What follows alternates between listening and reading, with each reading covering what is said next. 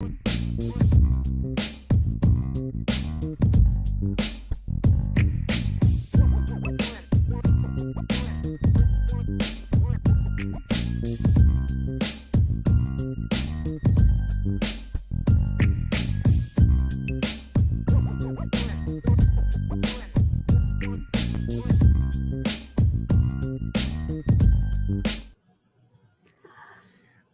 to the show. We call it IB Nation Sports Talk. Chuckles over there is Vince D'Addario. I'm Sean Stiers. How are you today? Fantastic. I am fantastic. Double thumbs up. Yeah, man. 1 day away from spring break, which excited about that. And natives are definitely restless at school. Boy, it doesn't feel like spring out there, though, does it? Today it actually isn't terrible, but it started out at like 18 degrees, and when I left school, it was about 50. So it wasn't too bad when I left.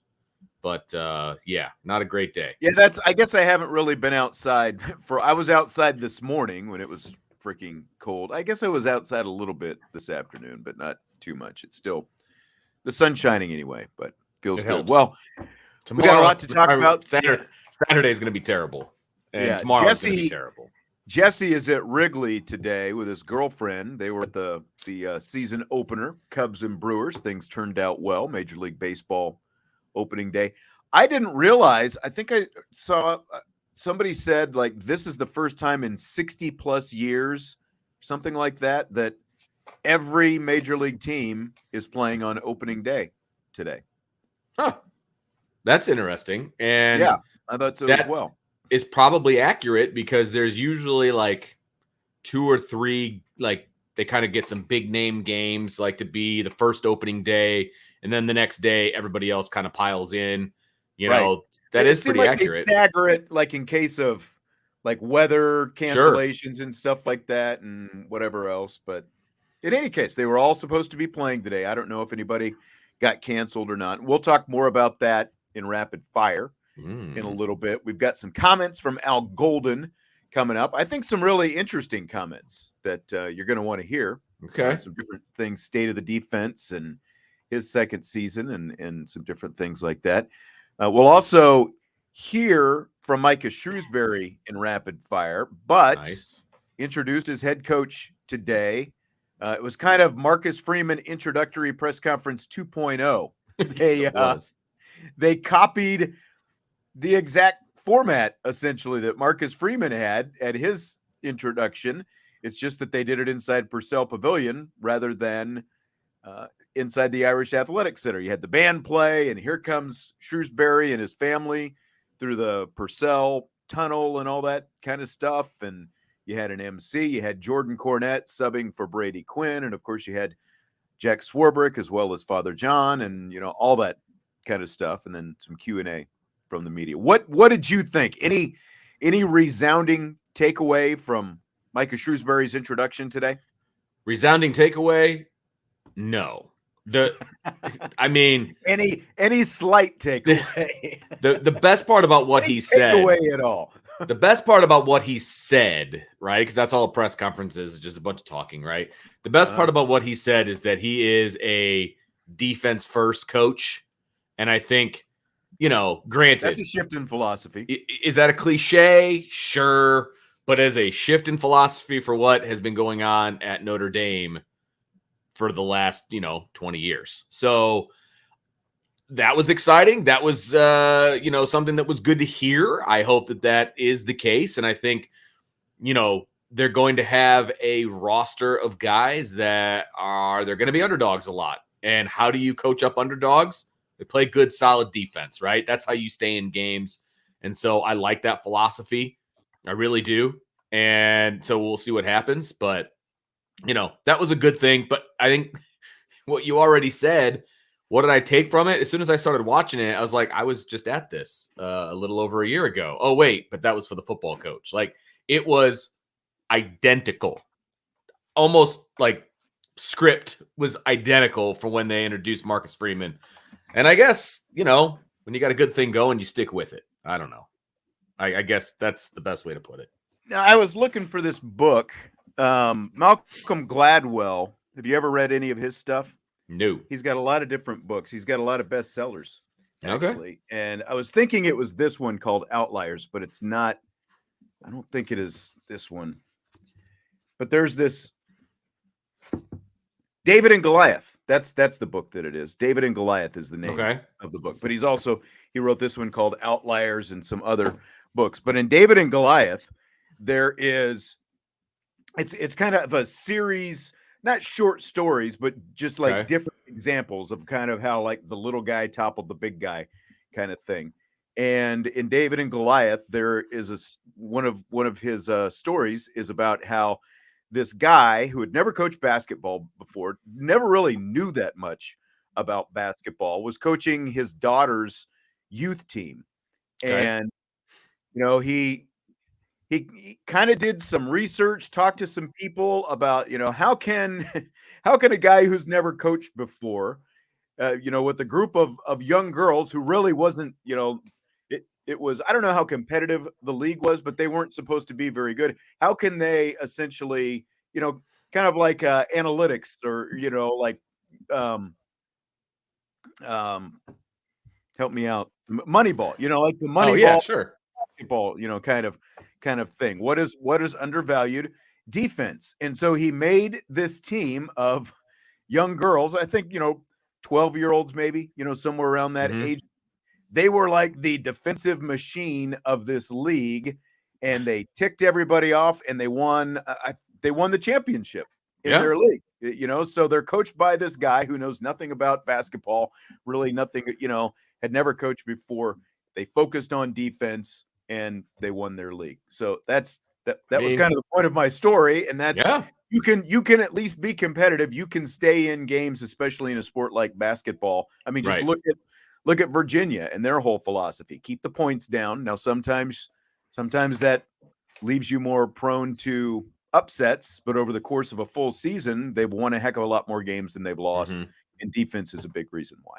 Absolutely. I mean, they're going to have to be sound defensively because they're not going to go out and outscore everybody. I mean, that's just not going to happen, right? So, they're going to have to play some defense and they're going to have to play as a team, and all the things that he was preaching, they're going to have to do all of those things. And so, I'm excited about it. I think Micah Shrewsberry is going to be a really good coach, but people need to not let put the cart before the horse. Like, be patient.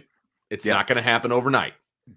Exactly. That would have been the next words right out of my mouth. It is not going to be an overnight resurrection project. Don't forget the state the roster is in right now. He's got a lot of Right. work to do. Maybe he's able to go out and get Yeah. some transfer. He was asked about NIL and the transfer portal. Really didn't answer much in terms of No. that specific question.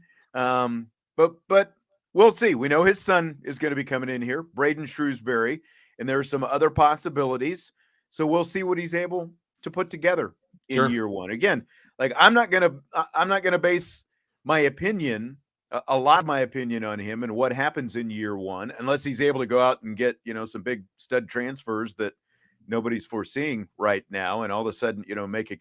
But the question is, how competitive are they going to be? Right. Like if it's at least a competitive team, I think a lot of people will be happy. Now I agree.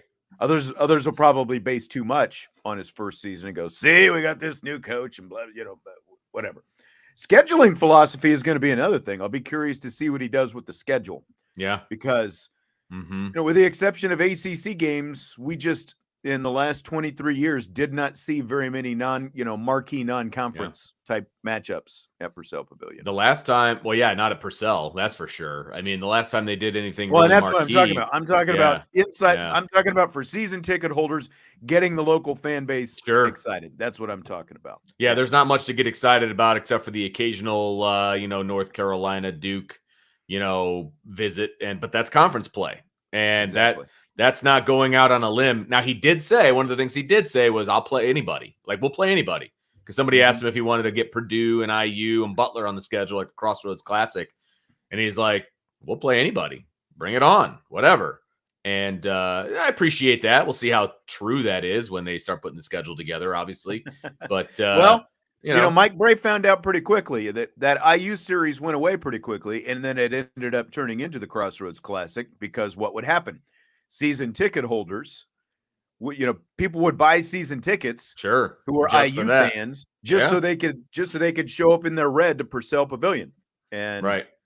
I don't think Mike Bray didn't want it, and I don't blame him for not playing that series anymore. I don't want my either. home arena full of 75%, 80% of the other team. Right. So no, I completely that'll agree. be something. There's always considerations that come around with that you don't learn until you go through it a time or two. Yep. So, but good luck. I mean, as we've talked before, I mean, if there was a slam dunk hire, this seemed like it. Apparently he was Jack Swarbrick's guy from day one, and they pursued him, and they started off with a really big list, and they whittled it down, and Micah Shrewsberry ended up being the guy. So, again, we'll have some specific comments from him coming up in rapid fire in a little bit. But how about some specific comments from one Al Golden, defensive coordinator of the Fighting Irish? And I know you've been waiting for this all day, haven't you, Vince?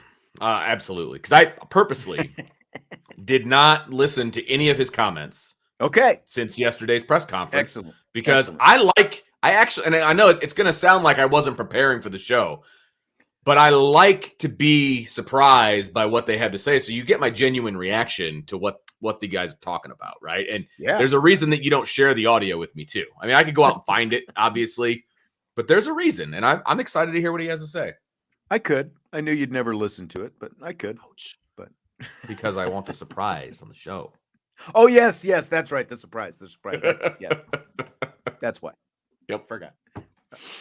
By the way, hit the like button if you would. We do appreciate it, and it helps out Irish Breakdown.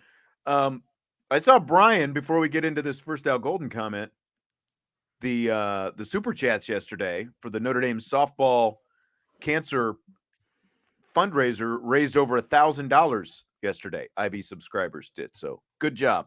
Good job, awesome. Everybody. We appreciate it. And he said, after YouTube takes its fees, we'll be able to donate a little over $800 to him. So very good. YouTube. Job well done. And that doesn't even count the people that went straight to the link to the donation page. Who knows how many people did that? I'm hoping that, we'll say that at least $200 worth of people did that, so we can say that IB Nation at least put out $1,000, which I think is awesome. Yeah, for sure. All right, so Al Golden going into his second season as Notre Dame's defensive coordinator. How much of a difference has he noticed with this being his second season through this first week of spring practice? Last year was the confluence of a lot of different things meeting in spring ball.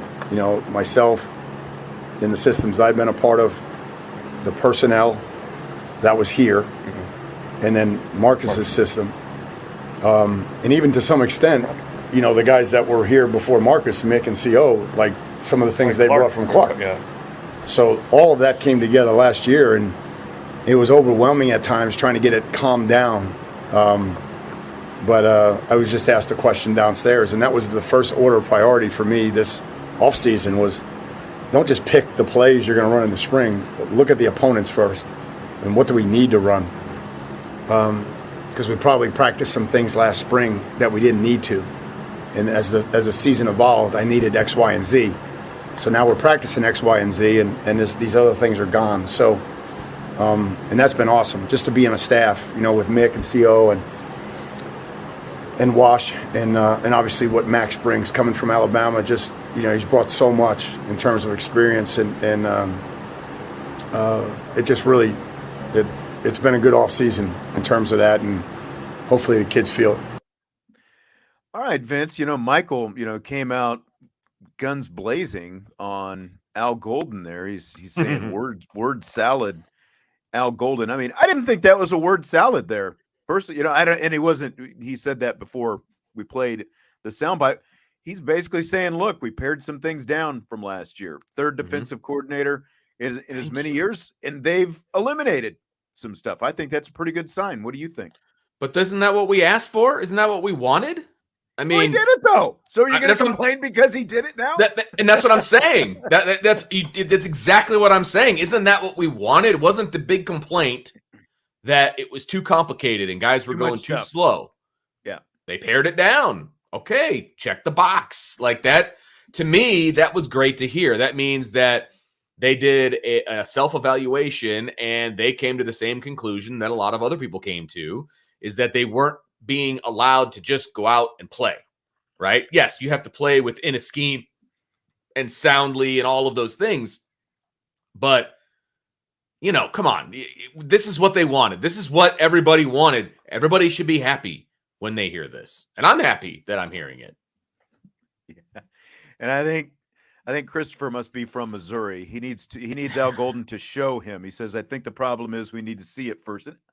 I mean, I don't disagree with that, and that's something, again, it's like when you're talking about spring practice, we have no idea what they're talking about in the film room and what they're putting in and what kind of things Right. they're actually, how many different concepts or plays or, whatever they're running on a daily basis. But he's saying that they've pared it down. And like he was, again, third defensive coordinator in as many seasons. And I mean, he's talking about tentacles going back to, we still had some of Clark Lee stuff in there last year. We had some of Marcus Right. Freeman stuff in there last year. And in fairness to him, he did get hired just a little bit more than a month before spring practice started, and not like Jared Parker, where at least he was in the program and had a lot more familiarity. He was coming from the NFL where he hadn't even, other than who knows how much college film he had even watched, he probably as a position coach was not very involved in the draft process. That was a lot more on the general manager and the head coach and, the scouts and those kind of guys. So I think that his willingness to recognize that they needed to get rid of some things is really telling. Now, how much of that came from the top down to him? Who knows? Sure. But at least for now, he's saying that they did what they needed to do, and that was simplify things a bit. Yeah. So, I mean, okay. Like I said, first box checked. Like there's certain things that you need to hear, and then there's certain things that you need to see. Yeah. Haven't been able to see anything because we haven't been in there, right? We got a full practice on Saturday. We'll be able to see some things, right? And we're going to make all kinds of broad, statements about what we saw. And, that's all well and good, and that's fine. But we need to hear it too. Because if he's taking the time to actually say the words, that means he at least is thinking about it, and that's important. Okay, Vince, I'm going to need you to vamp here for a minute because I just found out that my setting is on my home internet, not the internet that's at least somewhat better that I run. Yeah, and you were sounding clunky on my end. So talk about the fundraiser or something here for a minute. I'll be right back. I got to jump out. Got to jump out and then connect onto a different internet hub. Okay. All right. So, yep. So we were just talking about the fundraiser for the Notre Dame softball team, and I believe their goal is $40,000. And USMA 87 has us an update. They're up to $36,800 in donations, which is awesome. So happy. It's one of the things that I actually love about being part of Irish Breakdown is that we do these fundraisers for good causes. And the money doesn't all go into our pockets, as Brian likes to say. He puts it back into the company and then he puts it back out into the community. And I love that. And I love that's part of being part of the IB family. So thank you everybody for doing that. That's awesome. And that was really fast on your part, by the way. Yes. And you are Am I connected? Can you hear me? Clear as a bell. Nice. You were kind of blurry before. Yeah. It was chopping on my end, and that's the first symptom. I think what happens is the router, reboots by itself every once in a while. And when it does that, my laptop automatically connects to the other internet. And I did not double check that before we started. So that's look great. That's what all of your glory. So do you, pal. Yes. I was fishing for that compliment. That's right. Our old friend Face. You remember that? Yes, I do. All right. So we were talking about the little changes that Al Golden made. And, he's got more familiarity with his staff, his personnel, with everything, and hopefully they've got, the players have more familiarity with the system that they're running now. It just makes everything better. You play faster, the more you know, and if you pare things down, you're going to learn all this stuff quicker. But there is also familiarity with the opponents that he didn't have last year after coaching in the NFL for those 6 years. That was the impetus for our approach this offseason. I hadn't seen all those offenses. I tried to catch up, but it was really hard, because I got here so late. So, and I know the personnel better. So I know what the personnel, what their strengths are and what they can do really well. And but just to have those veteran guys being able to, when you're strong up the middle, you got a chance to be strong. And right now our inside backers and safeties are all veterans, and they can solve problems on the field, which is great. So Vince, what do you think? You were in a conference, the number of repeat opponents from last year to this year, it's almost half the schedule. It's 5, 5 out of 7. So not quite half, but almost there. You were in a conference, you play teams year after year, that familiarity. How much difference do you think that makes year in and year out? It makes a huge difference. That's why Navy isn't as good as they used to be, because they're in a conference now. Because they're in a conference now, yeah. I mean, familiarity breeds success. I mean, there's just no two ways about it. And I thought it breeded contempt. Well, it breeds success for me. So okay. I just made that up. I know there's a quote out there someplace, but you ooze success. That's what it is. Well, you're not wrong. That's why I'm wearing the green money shirt today. No, but I think it absolutely makes a difference. Number one, the familiarity with the teams that you're playing. Absolutely. 100%. Right. But the familiarity with his own team, I think, is also something that is going to make a huge difference. Yes, he gets to know them throughout the season and things like that. But now he's seen a lot of these guys in various situations, various scenarios. He's seen them in the off season. He's seen them throughout the entire season. I think that's going to make a big difference because he's very familiar now with the strengths and the weaknesses of everybody on that squad. I actually like the fact that he's got a familiarity with the team more so than a familiarity with the opponents, but still, it's going to breed more success all around. Yes. I smell a little sarcasm in the chat tonight. People are going after Al Golden. Yeah, they are. I got here so late because I was coaching at the Super Bowl. I mean, it's true. Like if you were going to bring a note home to Marcus Freeman, like, dear Marcus, please excuse Al. He was coaching in the Super Bowl. That seems like a valid excuse. Signed Epstein's mother. Welcome back. That's right. It seems like a valid excuse to me. He's coaching at the Super Bowl. I mean, and it gives him. But I agree, and it gives him now, like he was talking about, like in the spring, there are specific things that he can work on, install with his players in the spring, this spring specifically, that there was no, last year it was all just base type stuff and learning a base type stuff. And it sounds like a lot of base type stuff, but now you can work in some team specific stuff that you're going to need to have. And so you can be ready for it in the fall. You can work on little bits and pieces like Navy, especially since you're going to play Navy right out of the gate this year. You can work on a little Navy stuff during the spring and have that ready to go for the fall, and then work on, little bits and pieces early, but you're going to have Navy right away. So having that experience, I think is going to do nothing but help. Now, and now look, I know we're playing these sound bites and you're hearing Al Golden say this, and there's people, who still aren't going to be sold on Al Golden. I mean, they had a pretty good defense last year. To me, and we're going to talk about this here in a minute, to me, the biggest thing was the red zone. The red zone gets better. Do you want to just talk about the red zone right now? Should we go straight to the red zone? Let's do it. And we can come back to a couple of the other stuff, because I do think that the red zone, again, I think that is the biggest thing. And that's the biggest area of improvement that I think they have. They ranked 130th out of 131 FBS teams. There's no way around it. That is not good. How are you going to get better in the red zone, Al Golden? Challenge. There's no vertical throws in the low red, and It's all horizontal game. Hold your ground. There's definitely a renewed emphasis starting with me. I got to do a better job calling it down there. And, we took some things out and put some things in. And from that standpoint, we just needed, if we had 3 stops to go with what we were doing up the field, like 3 or 4 more stops, because we were very hard.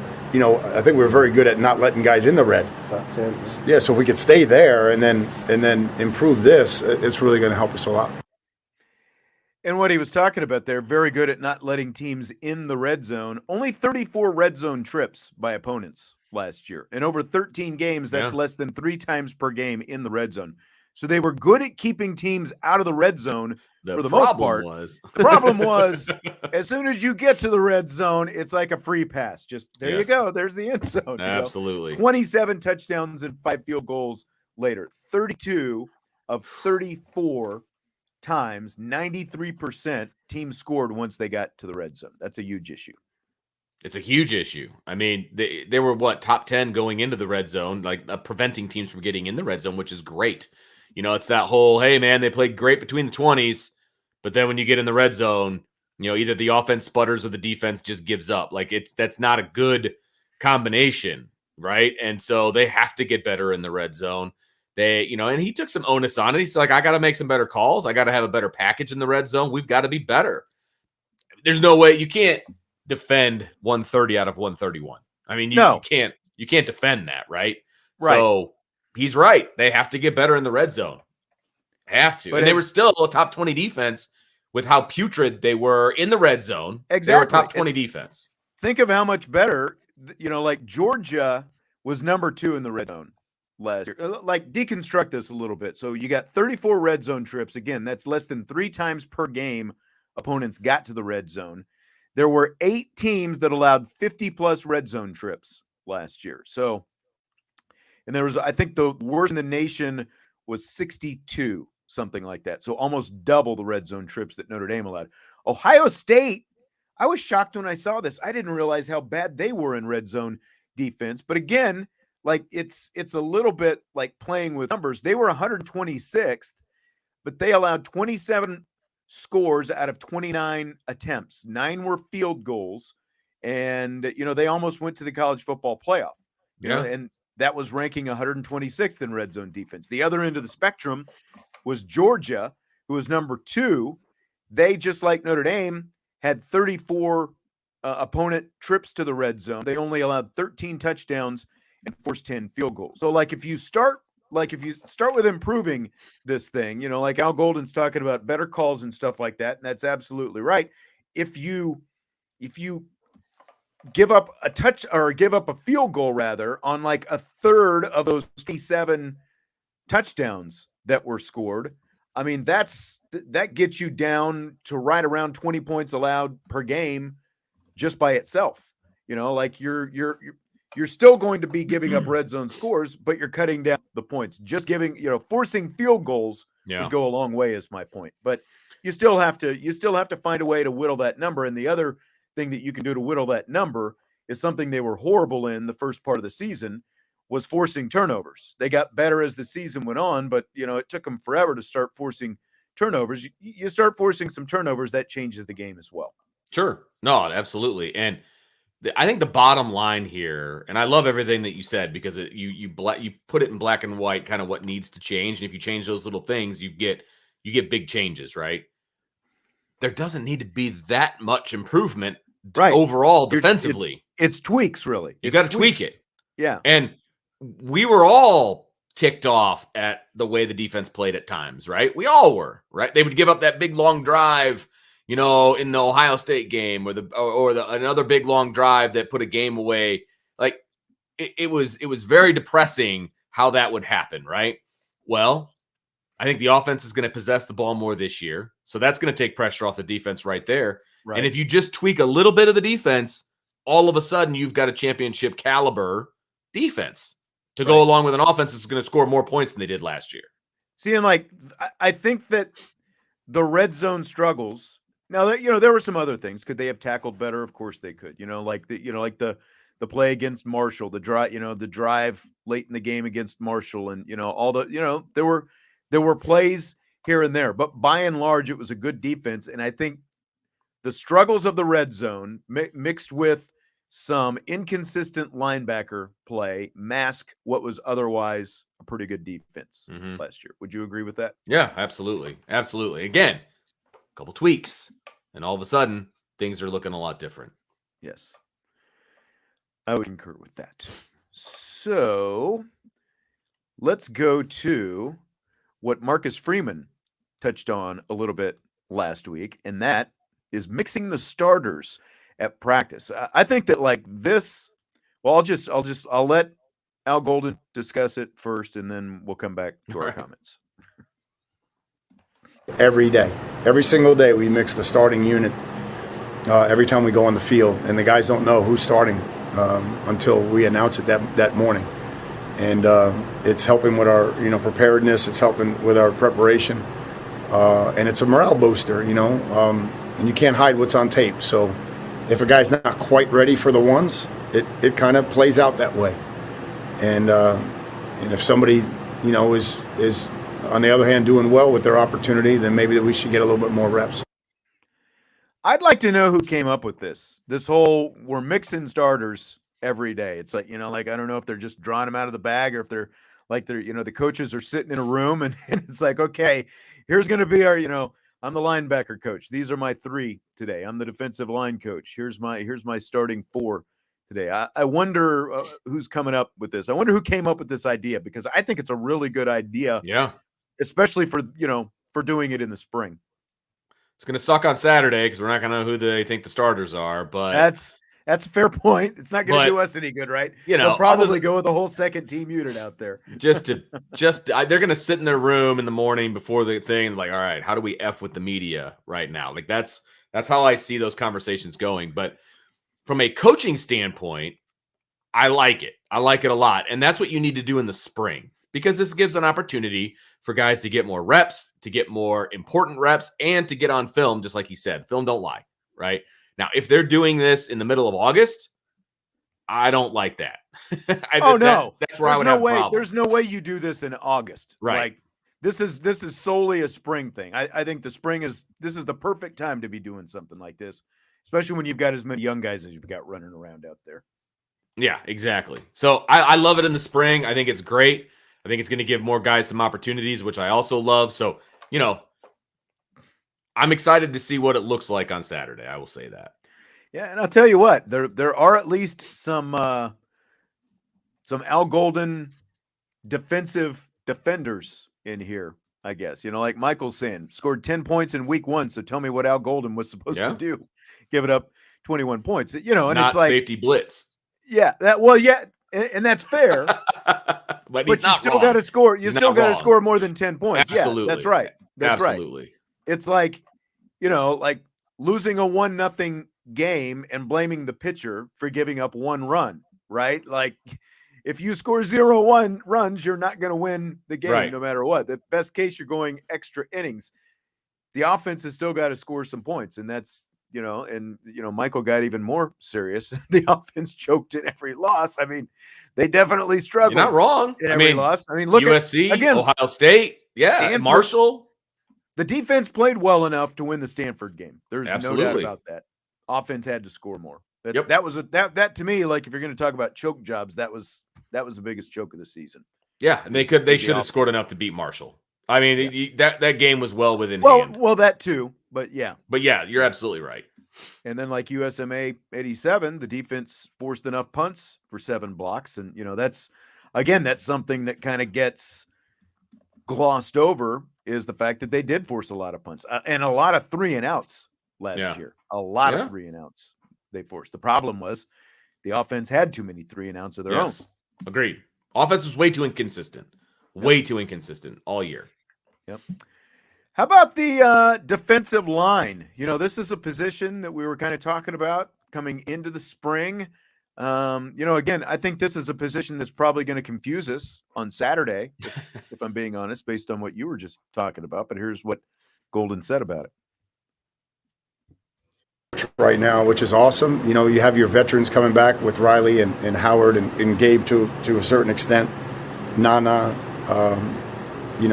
Baptiste coming in helps a lot. Jordan and Junior coming back and playing towards the end of the year helped us. So now we just need that next generation of guys to step up. You know, is it going to be Anya? Is it going to be Heinisch? Is it going to be Burnham? Who's it going to be? And that's what the spring's all about. Does that defensive line just feel like it's going to take a lot of time to sort all of it out to you? Yes, because I think there's a lot of guys with a lot of question marks. Now, I think there's talent there. I do. But I feel like it's very spread out. Like there's not anybody that's head and shoulders above somebody else. So you can look at that two different ways, right? Okay, there's no Isaiah Foskey. There's no Jason Adamalola. Okay. But there's a bunch of guys right here. So there's going to be a lot of competition.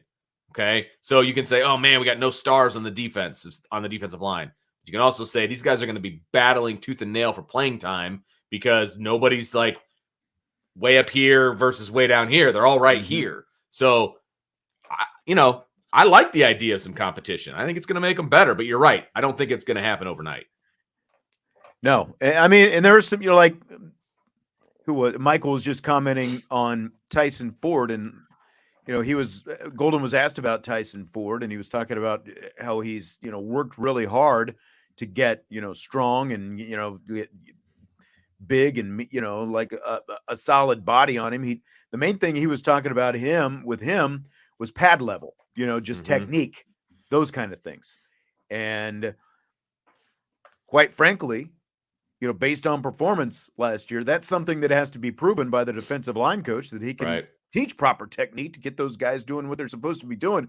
Not just tell them play with lower pad level, show them exactly how to play with lower pad level. Yeah, those kind of things. Absolutely.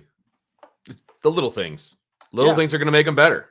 Period. I mean, that's where we are. And I said it before and I'll say it again. I do think the offense being better is going to make the defense better. No, I agree. And you take some pressure off them. I definitely think that is going to help. And it's going to look different. I think this is going to be one of the most, there are going to be fundamentally some things that are going to be similar to what we've seen last year, obviously, specifically, but the last few years, even whether it's offense or defense. But I think that when we sit and watch Notre Dame football on Saturdays this fall, overall, I think it's going to look a lot different than what we've seen in a long time, really, with who's going to be the quarterback, with who he's going to be throwing to, what it's the going to running look backs like that they're going to have, just the whole thing. Yeah. Yep. I completely agree. And and that's all of it. All of it is for the better. All of it. Concur. Vince, is rapid fire for the better? Every single time. I had a little bit of rapid fire withdrawal last night because we didn't have it. I kind of did too, to be honest. And, like I said, because of the unique circumstance of the way the show came together yesterday, we punted our own. We punted down the field on rapid fire. It was a little different not having a rapid fire. It really was. It was like, I guess that show's over. Okay. Yeah, that's right. So let's go back. All right. To Micah Shrewsberry, introduced as head coach today, men's basketball coach at Notre Dame. And here, if I can get back to my screen, here is Micah Shrewsberry. Why did you come here? What drew you back? And home is a big part of it. All right, I get a chance to see my family now really closely and get a chance to be with them on a short drive away. But the other thing is, and I truly believe this, you can win the national championship here. You can win the national championship here, and that's what we're going to do. That's what we're going to fight for every single day. We're also going to do it the right way. We're going to find kids that fit Notre Dame. We're going to find kids that care about their academics. We're going to find kids that want to be great basketball players. And there's a chance for you to do both here. And if we do that, we find those kids, we be the toughest team, we be the most disciplined team, we be the most together team. We're going to pursue national championships. All right, Vince. So, that is the boldest of statements that Micah Shrewsberry, I think, made today at his introductory press conference. We're going to pursue national championships. You can win a national championship at Notre Dame. Do you buy or sell it? I sell him talking about it today or yesterday. Today. It was today. I sell it because Still today. It was this morning. I was like, wait, what day was that? Yeah, it was today. Is it? Yeah. I sell it because look, he said a lot of great things in the press conference. I thought he was very engaging. I thought, the defense first, and we're going to play as a team. We're going to da-da-da-da-da-da-da. Awesome. Great.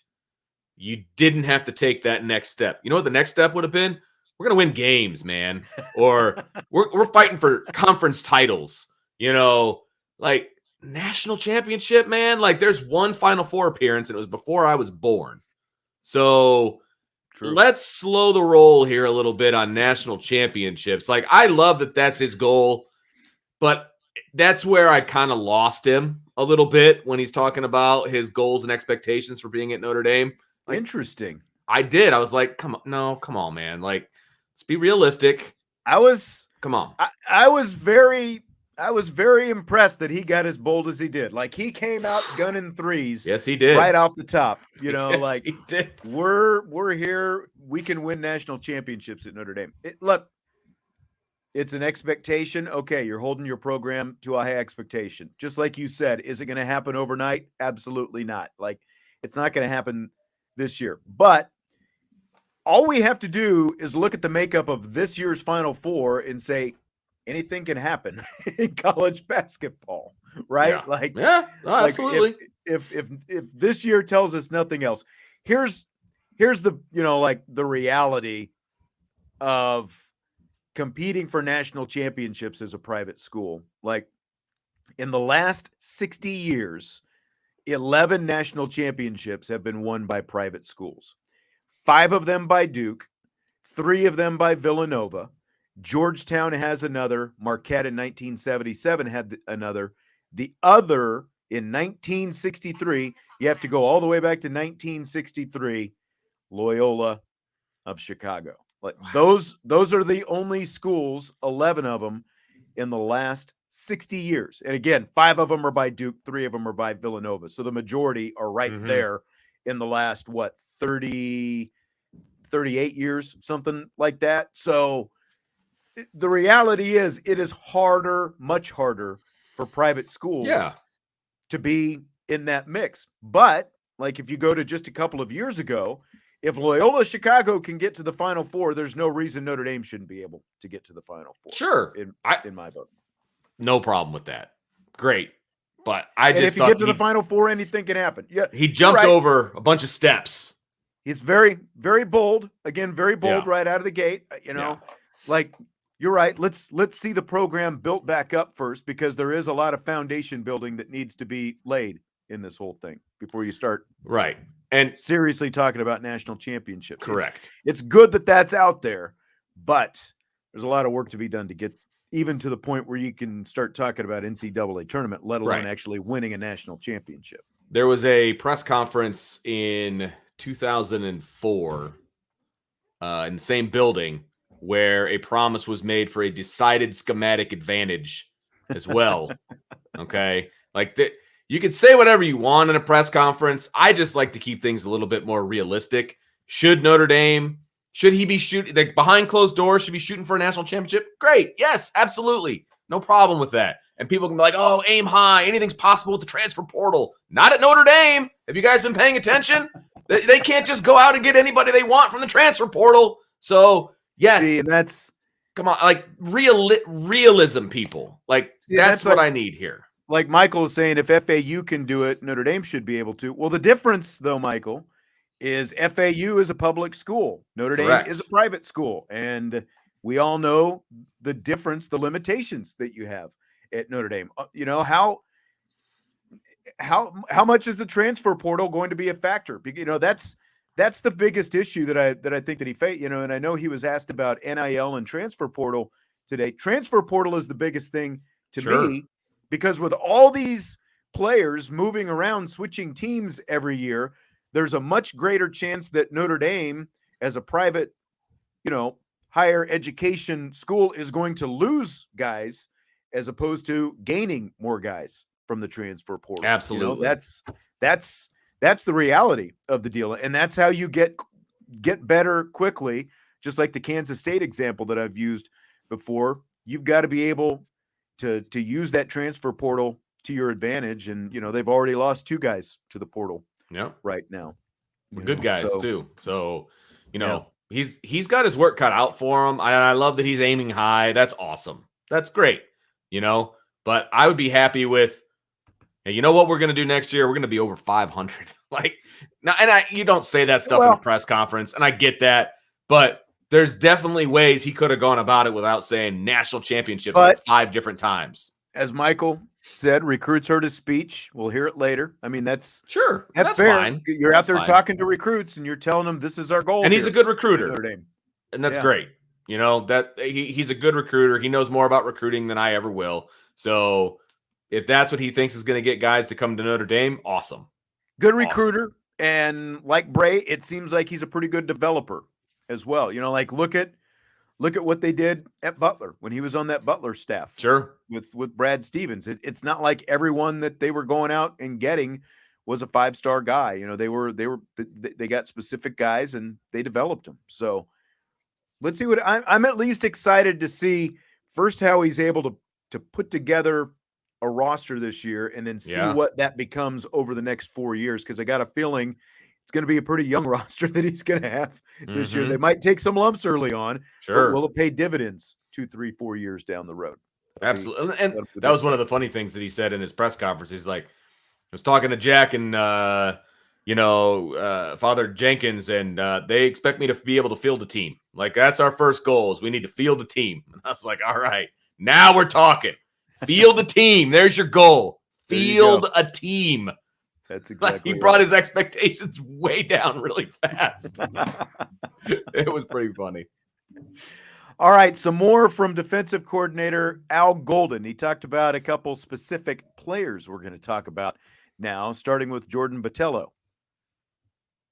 Knock on the door. The way you knock on the door is play the system, play with poise, and execute. That is it. That's it. Because he'll always bring the energy. He'll always bring the fight. He'll always bring the finish. So that's not the issue. The issue is prepare, eliminate MEs, play with poise, and execute within the realm of the defense. And if you do that, he's going to do really great things for us. Does he understand that now? Well, I mean, that's a question for him. But every one of our players is different. So you asked me about him. That's his challenge.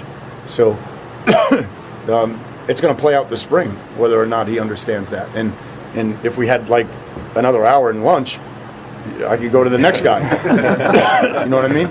Right? And then if you wanted to get a beer, I can go to the next guy. I'd like to do that. But you know what I mean? Like, I just gave you his, but every kid's got certain roles that they have to fulfill this spring. And if you want a promotion, you have to execute your current role. It's pretty simple. By the way, he said eliminate MEs. I'm assuming that means mental errors. Yes, ME, that's what I would like. Is that So what do you think? What do you think? Listening to Al Golden talking about Jordan Botelho there, Vince. I think it is the same thing that we've heard about Jordan Botelho since he stepped foot on campus. All the talent in the world on the field, but he's used the word preparation when he talks about things he needs to make sure regardless he gets right. of who the coach is, by the way. Yes, correct. And the word preparation is kind of it's a word that needs to get his crap together off the field so that he can be successful on the field. All right. I mean, that's what preparation means. So, and play within the system. And play within the system. Yes, exactly. Like there are kids who are like athletic specimens. I know you've worked with some of them before, especially in, public schools, where it's like, it's one thing to be a great athlete, but you still have to carry out a specific assignment. And if you're just going rogue on every play, you're not helping anybody, and all you're going to do is stand on the sideline. You still have to, you have to know what you're supposed to do on any given play, and then use that talent that you have to execute that specific assignment to the fullest degree. Right. And he's never He will never, question his want or his motor or his athletic ability. That's never been a question with Jordan Botelho. It has always been, can you play within the system? And can you make yourself available to be able to play within the system? Right. And that's still the biggest question mark with him. And it seemed like he did a better job of that last year. I agree. The instances we actually got to see him on the field. Now, it was still relatively limited. He was on a lot of special teams. Sure. And I don't think we saw him make any special teams blunders. We saw him, block one of the punts and stuff like that. So, at least in those cases, he was carrying out his assignments. Yeah. That's the biggest question with him is can you be a dependable guy that your teammates and your coaches can count on play in and play out? Because the guy's got enough talent to be an All-American and a high NFL draft pick if he puts it together. Absolutely. Yep. Could not agree more. Got all the talent in the world, but you gotta know your role and you gotta know your lane and you gotta stay in. Right. $1 million arm, 10-cent brain. I'm not, I'm just using the Bull Durham cliche. I'm not saying he has a 10-cent brain. That was the Bull Durham quote, but the point is you got to have both. You can't have one or the other. Exactly. Yeah. Going back to what we were talking about a second ago, Johnny says you guys have to listen to what he, being Shrewsberry, said. He said he believes that a national championship could be won here. He did not say that he was going for it out of the gate. And that's not what we were saying. That's not what we were saying. No, but we're just saying that based on where the program is right now, even saying national championship is a pretty lofty proposition. Very much so. Like I said, look at the history of Notre Dame basketball. 1978 was the last time they were at a Final Four. It was a long time ago. That was before I was born. And you mentioned all of the Catholic institutions, right? Or the private school institutions that have won national championships over the last 60 years. Well, Duke isn't Catholic, I guess. But you're talking about 50 out of the 60 have not been private. Correct. Right? And so, you are treading upstream. Okay. You're going upstream. That's a very, very difficult thing to do. Now, if he can do that, if he can take Notre Dame, look, if you're going to win a national championship, you're probably going to go to multiple Final Fours. Okay. If he can do that, wow. That is awesome. I will be one of his biggest cheerleaders. I will be super excited about that as a Notre Dame fan and as somebody that gets to cover the team. But that is some lofty stuff to be bringing up in your press conference when you have 5 scholarship players on your roster right now. 4, technically. Right. By the way, did you see all the coaches in there, like Marcus Freeman, and Neil Ivey, and I think I saw Sean Stifler, the baseball coach, in there. That was awesome. All, like, hanging out. Yeah, that was awesome. He mentioned them. He mentioned Freeman and Neil multiple times during that whole thing. I thought that was pretty cool.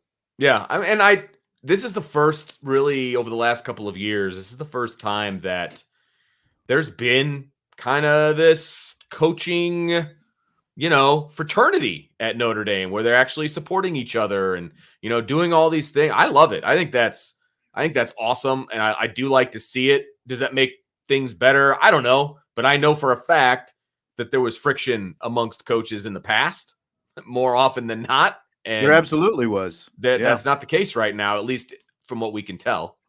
And I'll be curious to see how long all the good vibes do last, because I can tell you in the past that there weren't necessarily bad vibes early on, but fair enough. Once you kind of start feeling like, you're the stepchild a little bit. You are the men's basketball coach at a football school.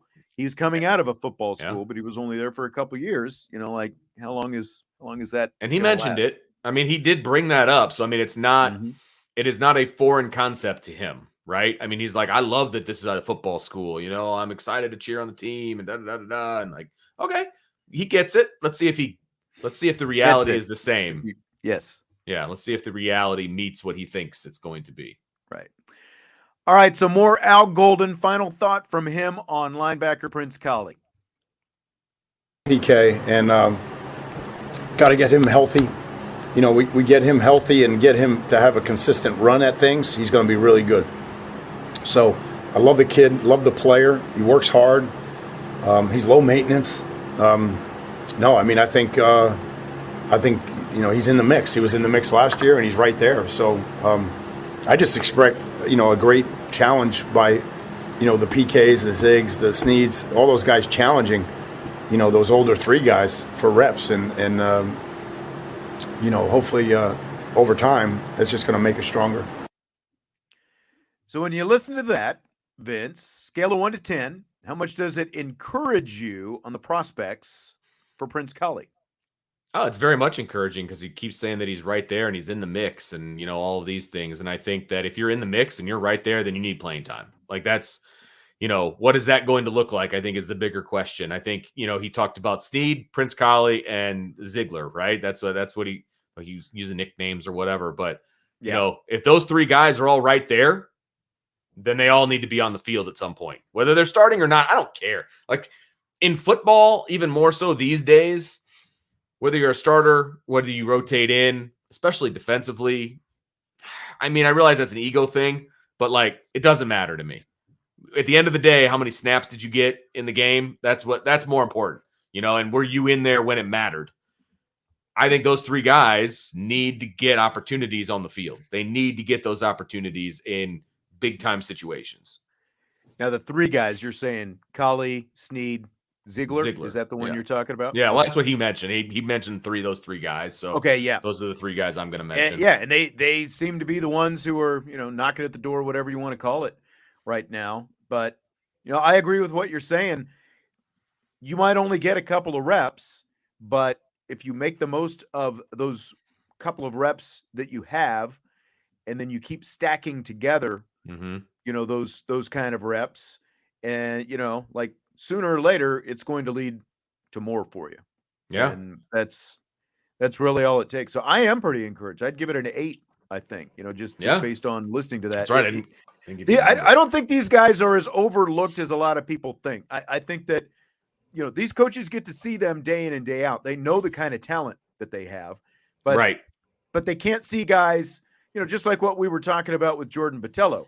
You can't have guys who are going to blow assignments and then turn what's maybe, a loss or a 5-yard gain into a 50-yard gain or a touchdown. Correct. That's what happens on defense if you have guys who can't carry out their assignments. And that's what they've got to see. They've just got to have they've got to see consistency in carrying those things out. Yep. I love Prince Kollie. I think he could be really, really good. I mean, his athleticism is off the charts. Same with Sneed. I mean, those 2 kids need to be on the field. I mean, they just absolutely do.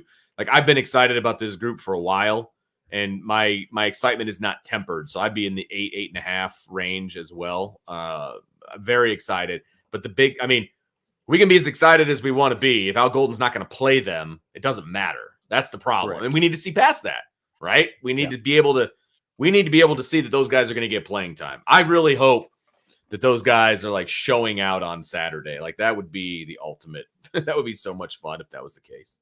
On special teams. Sean, why are you raining on my parade like that? It's mean. It's mean-spirited. Quick trip back to the basketball again. Michael Park says Butler did it. They got to 2 national championship games. That's true. They did not win a national championship, if that's what you're referring to. They did not win national championships. They were close. They lost, very close. 2 Final Fours, 2 national championship games. So, yeah, but they did not win one. And, let's be honest. Micah Shrewsberry was part of that, and that connection to Brad Stevens and, the Boston Celtics. I mean, that's part of why he is here right now, because of that connection with those teams, Brad Stevens through the Boston Celtics and back to where he is right now. It's a big part of why Micah Shrewsberry is the head coach at Notre Dame right now. I mean, if he can replicate, you're right. I mean, now, let's be honest. Butler was not playing in the Big East back then. So the path for them to getting to the NCAA tournament, you can say, that it was harder because you had to win your tournament most likely, to get a bid and all those kind of things. They weren't in a multi-bid league, which, Notre Dame in the ACC, even though the ACC has been down, theoretically, the path should be a little bit tougher to get there. But again, I think that being in the tournament is your first step year in and year out. That's your goal. Absolutely. That's a great first goal. Go get a bye in the conference playoffs. You know what I mean? Like set your set your expectations where they need to be. And then you once you hit one, then you raise, right? That's how you build a program, right? You know, when I was coaching at the high school level, it was okay. We want to win more games than we lose. We want to win the city, right? There's like 5 teams in the city. You want to win the city. Then it's you want to win your division. You want to win the conference. Then you want to win sectionals. Like you keep raising the bar just a little bit, but you have to have some small victories. You can't, and I realize he's not saying they're going to win a national championship out of the gate. I get that. It's not what I'm saying. I'm being hyperbolic, but I am saying you can't be like national championship or bust, because then you've got no benchmarks to get there. And that's tough. That's a tough way to try to build something. Yeah. Going back to the linebacker, Christopher says, just don't understand why it's okay for Maris to constantly be out of position, but we won't play the younger guys because we're scared they'll be out of position. Well, my guess is between, the options, right? Like the best of two evils. I don't know if that's how you want to phrase it, but like he was carrying him out more consistently than the other guys, and that's what got him there. You don't just start swapping out guys because one, well, he's that much worse than this guy, so let's put him in. I don't know. What do you think, Vince? I completely agree. Like, we see him missing assignments. Yep, sure do. And we get frustrated watching it. But what does that tell you about what they're seeing in practice? Because coaches aren't just going to be like, I don't care, that kid is absolutely balling out at practice, we're going to start this kid instead. Right. They're not going to do that, and they're not going to do it out of spite. They're not going to do it at all because they want to win. And Marist was obviously the best practice player that they had. And that's why he was playing. And so, let's see if that continues. Let's see if that continues with those guys having another year under their belt. Yep. It's Major League Baseball opening day. Fill in the blank. Opening day is blank, Vince. Opening day is a national holiday, which I can't partake in. That's what opening day is, right? Did you get to see any of the game, Nope. The Cubs game today? Nope, because I don't get Marquee Network. And so I don't get to watch any Cubs games, which really stinks, frankly. But I do know that they won. I saw highlights after the fact. It looked like a pretty good, I believe they shut out the Brewers. It looked like a pretty good day on the north side. So, you know what? I'll take it. It's a great opening day. Cubs are in first place in the Central. Let's go. Yeah. I mean, opening day is beautiful. It's like you wouldn't, again, like the weather got a little bit better here in South Bend throughout the day, right? But it was still pretty frigid this morning, but it's like being able to flip on the TV at 2:00 in the afternoon and seeing all these baseball games on Can't wait all day, and I've got like the MLB ticket or whatever they call that thing, the I don't even know what they call it. But it's glorious to be able to flip around, see baseball while I'm working in the afternoon. That's what I like, is like this time of year now, as long as there's an afternoon game, I'm working in the afternoon, I'm sitting in there with my laptop and I got a baseball game on in the background. Yep. It's beautiful. Absolutely. Jesse was there today, so I we'll texted him. Did you? Yeah, I did. I told him how jealous I was of him, and he proceeded to send me pictures of him at the game. So Nice. I was like, yes, good for you. Ticked you off even more. It looked beautiful. It looked like he was having a great time. The Cubbies won. I mean, a lot to cheer about. So you know what? That's awesome. That's awesome. That's right. So with opening day being here, which season opening anticipation is bigger for you? Baseball, college football, college basketball, NFL, or I don't know, something else, soccer, rugby, whatever it happens to be. So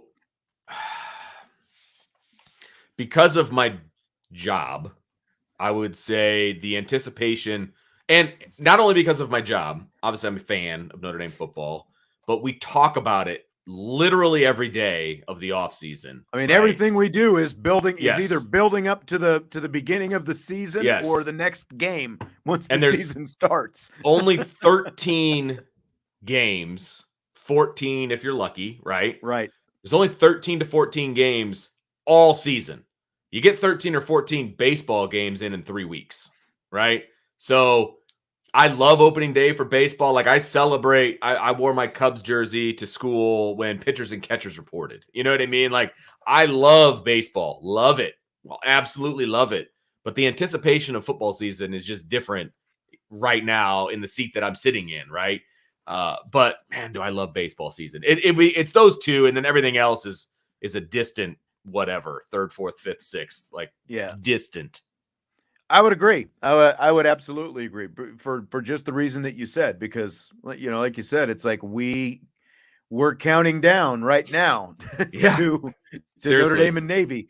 Basically, you charge through the spring, and then as soon as spring's over, literally, the countdown begins to that season, training camp, and then season opener, and everything else. That's what it's all about. And like if we, again, like if we lived in a little bit warmer area where like sitting in a t-shirt and shorts and drinking your cold beverage and whatever was a little bit more accessible at this time of year, maybe that would change. But just like you, I obviously love baseball as well, and I can't wait until the weather is a little bit better. I've never braved the elements like Jesse is doing out there today for a season opener. I don't know about you, but bundling up for baseball just does not excite me. It's just a long time to sit out there and because I love baseball because it's a very intellectual game. Like I really enjoy like sitting there and analyzing. I like to keep score,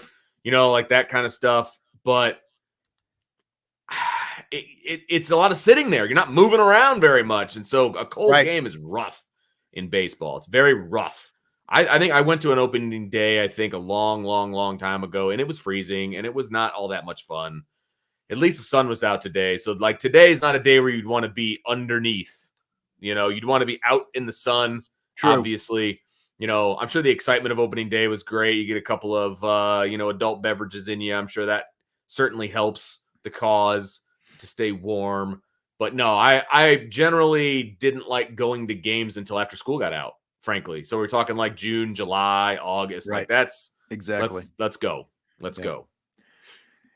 So the Cubs have plus 145 odds on FanDuel to win at least 80 games this season. Scale of 1 to 10, how confident are you they will hit that number? So that means they're going to go 500. Plus 145 to go 500. 80 is a little bit under 500. It's a little under, right? I would take that. I would say like a 7. I'll take that. I know they're rebuilding, but I don't think going over 500 is a lot to ask for. I'm taking that bet.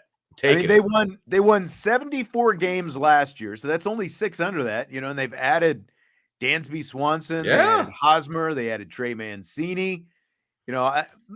Pitching might be a little bit of a question still, but that's what I just feel like with those additions. I think that they're at least a 500 team that should be, in the mix for a wild card spot by the time it's all said. So I like it as well. Let's go. I'd give it a solid. I'd push mine up to an 8 or a 9. I think. Nice. My confidence. Woo! Jesse actually pointed this out to me the other day, and the first thing I said was like, I think they're going to go 500. Yeah. And then he told me about the 74 wins. I'm like, yeah, I would feel pretty confident in that. Love it. And then you get plus odds on that. I'd be really confident if I was. I'm going to be looking at my apps once I get done with the show. I'll just tell you that. I don't know if it's changed at all since the season has started now, and they're one win closer. They only need 79 now. Only 79 more, baby. Yeah. Let's go. Yeah. So NFL owners decided against a proposal that would have allowed Sunday games to be flexed to Thursday night on 2 weeks' notice this season. They were considering this. Jesse and I talked about it earlier in the week. But owners did agree to modify the existing rule that will allow teams to play a maximum of 2 short week Thursday games in a season instead of just one. So what that means is, some teams could play 2 Thursday night games. Others might not have to play any games because they're not going to necessarily flex them, but they might schedule. And in some cases, like if you play a Thanksgiving game and then play on a Thursday the week after that, which the Cowboys have done quite a bit, that's not considered a short week game. So in that case, a team like Dallas or whoever their opponent is on Thanksgiving, or any of those other teams that are playing on Thanksgiving, they can end up with 3 Thursday games instead of just 1 or 2. So do you buy or sell this change, allowing more Thursday games for teams, even if they're not flexing like they were originally talking about? Here's why I'm going to buy it, okay? Normally, the Thursday games are terrible. They're unwatchable. They're games I don't care about, okay? If you offer more opportunities for more teams to play them, maybe we'll get some better teams playing each other on Thursday nights. Or the flip side to that is maybe they're all just going to be terrible. That's always a possibility too. Like maybe the Texans are going to get 3 Thursday night games, and name your crappy team, they all get the Thursday night games, right? Yeah. That could definitely happen. I was trying to look at it as a glass half full situation, and that, you're going to get more opportunities for other teams to get some Thursday night games, because right now the Thursday lineup is just awful. I mean, Al Michaels, who's paid to call the games, was calling the games awful. That's bad. Yeah, but he's taking that paycheck for calling those games at the same time. The way. He's not giving that money back, and we're talking millions. All the way to the bank. And I agree with John. All games should be played on Sunday or Monday. I have no problem with that. And more, I never get too wrapped up in what's fair and what's not fair. But when you're talking about the NFL, and these guys are literally throwing themselves into car wrecks on every play out there, and you're making them play on 3 days rest, not just once now, but in some cases twice, and then another Thursday game potentially on top of that, and then other guys are other teams are not going to have to play any Thursday games. Right. I can't believe that. Doesn't the players union have a say in any of this? I'm shocked that seriously. I'm shocked that they don't, because it's just from a competitive situation, it's totally unfair to make teams play potentially twice on a short week, and then another team doesn't have to play any short week games on a Thursday night. It just makes no sense to me that they would allow this. So it's a complete sell for me. Oh, okay. I like it. Because I've always thought that the way they do it right now is dumb to begin with. In a lot of cases, they give the bye the week after you play the Thursday game. I've always thought give them the bye the week before the Thursday game, so you've almost got 2 weeks in between there. Just because it's I just can't imagine trying to because some of these guys, it takes them the full week to get their body recouped and ready to play again on Sunday, especially as they start getting older. And now you're going to make them play 2 short week games like that on Thursday. I don't like it at all. That's tough. Yeah. Play more Monday games. Do that. You know what? When they do the doubleheader at the beginning of the season on Monday, I friggin' love that, because usually the game that's first is the one I'm going to watch. So, the games are so, and it's late, at 6 man. or 6:30. Yeah, yes. It's beautiful. Give me that early game. It's perfect. We're just old men, Vince. That's what it comes down I to. think you're not wrong. All right, well, that's going to do it for tonight. Appreciate you joining us. Hit that like button on your way out. We will have the Friday Rapid Fire at 5 o'clock tomorrow, and that'll be interesting because, Jesse is going to be passing back from Chicago through South Bend, so I'll be in my usual room, and he'll probably be out in my living room doing the show out there. So love it. Yeah. So hopefully the old internet can handle two signals. I know. Trust me. I've been thinking about that. The fact that we had to switch off the internet earlier tonight makes me worry about that even more. So I guess we'll see. Yeah. All right, Vince, I will talk to you tomorrow. We'll talk to everybody else tomorrow as well. Again, appreciate it on IB Nation Sport. Yeah, we will stick him in the bathroom, Derek. IB Nation Sports stuff. Put him in the tub.